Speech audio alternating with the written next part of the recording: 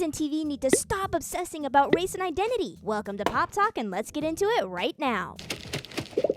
What's up, movie nerds? I just walked out of the Dutchman about 20 to 30 minutes in because it was very weird and troublesome. I don't want to see that or think of it again. Within the first half hour, the movie drops an F-bomb, shows a woman taking off her underwear on a public subway, Ew. and features a therapist and a cheating wife actively gaslighting the main character about said cheating. On top of that, there's this strange, almost voodoo-like vibe that makes this film unsettling to sit through. But what really stopped me was the very first line of this movie. The therapist tells the main character that there are two warring sides inside of him, being black and being American. Excuse me, what? That immediately struck me as odd. How is that a war? Black Americans have lived in this country for generations. They're born here. Also, I'm perfectly comfortable with being American. In fact, I know from experience that I could have it worse. So much worse. So why frame those identities as opposing forces? But then I looked into what The Dutchman is based on, and it turns out that it was adapted from a stage play that was specifically about the black-white divide. But to be clear, that play made sense when it was written, during the era of Malcolm X and Martin Luther King Jr., when the country was in a very different place. But that perspective feels dated now, and reviving it in the same tone feels misguided. Come on now, that ain't right. Arguably, this is one of the freest periods in American history, yet we're also living in a very racially charged media environment. Scroll social media for a bit, and you'll see tons of conversations about race, profiling, and division from both sides.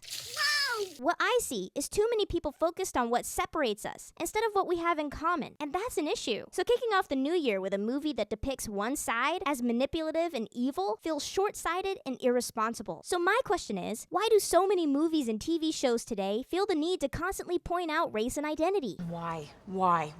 A recent example is Stranger Things, which is based in the 80s. There's a moment where a character has a long coming out scene during a life or death storyline. The issue isn't the character's sexuality, it's the timing and the context. It doesn't feel authentic to the time period, and it pulls focus away from the story. This is so cringe. I have seen a lot of people confused over that, and also fatigued, because there are a lot of entertainment companies that are just shoehorning in identities and divide into the narrative just to make a point that doesn't need to be made. We know that people are different and that bad things and bad thoughts exist. They'll always exist because humans are imperfect. But constantly injecting these themes into everything that we consume isn't helping. Was that necessary? It's exhausting and it's depressing, and most of the time, it's poorly written, so it doesn't even feel natural, it feels forced. Case in point, The Dutchman. It was written so badly from what I saw, and that was just the first half hour. Why are good stories being sacrificed for agendas, shock value, and unnecessary sexualization? I miss when movies just let characters exist, when race and sexuality didn't matter, when diversity didn't need to be pointed out, and when the conflict was an actual bad guy or bad thing instead of just some ridiculous metaphor. The good